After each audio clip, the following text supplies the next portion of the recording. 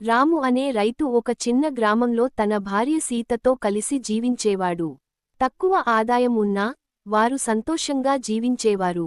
రాము కష్టపడి పొలాల్లో పని చేస్తుండగా సీత ఇంటి పనులతో పాటు కొన్నిసార్లు పొలాల్లో కూడా సహాయం చేసేది. ఆమె ఒక సున్నితమైన, కానీ ధైర్యమైన మహిళ.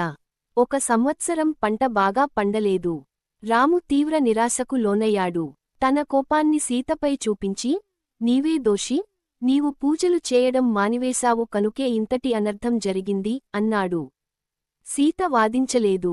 ఆమె కన్నీళ్లతో మౌనంగా తలనూపుతూ తన పనిలో నిమగ్నమైంది.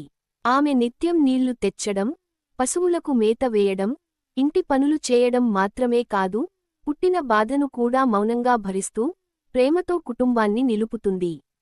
ఆమె నమ్మకం, పని మాట్లాడుతుందని. ఒకరోజు రాము అనారోగ్యానికి గురయ్యాడు. అతడు మంచం పట్టాడు. అప్పుడు సీతే అల్లాహుడిగా సేవలు అందించింది. రోజూ మందులు పెట్టడం, వంట చేయడం, శరీరాన్ని శుభ్రపరచడం. అంతా ప్రేమతో చేసింది. ఆ సమయంలో రాము ఆమె నిస్వార్థ ప్రేమను, శ్రద్ధను గుర్తించాడు.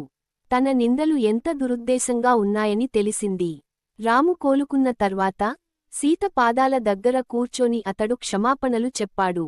ఆమె నవ్వింది, ఎందుకంటే ఆమెకు ప్రేమ ముందు కోపం, నిందలు పెద్దగా అనిపించలేదు. ఆ రోజు నుండి వారు ఇద్దరూ కలిసి పని చేయడం మొదలుపెట్టారు. పొలాల్లో, ఇంట్లో, మనస్సులో కూడా.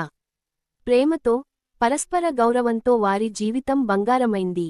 ఆ పంట సీజన్ వారు కలసికట్టుగా శ్రమించి మంచి పంట పండించగలిగారు. కాని ఆ పంట కన్నా గొప్పగా పండినది వారిద్దరి మధ్య అర్థం చేసుకున్న ప్రేమ. నీతి: నిందలు సంబంధాలను బలహీనపరుస్తాయి.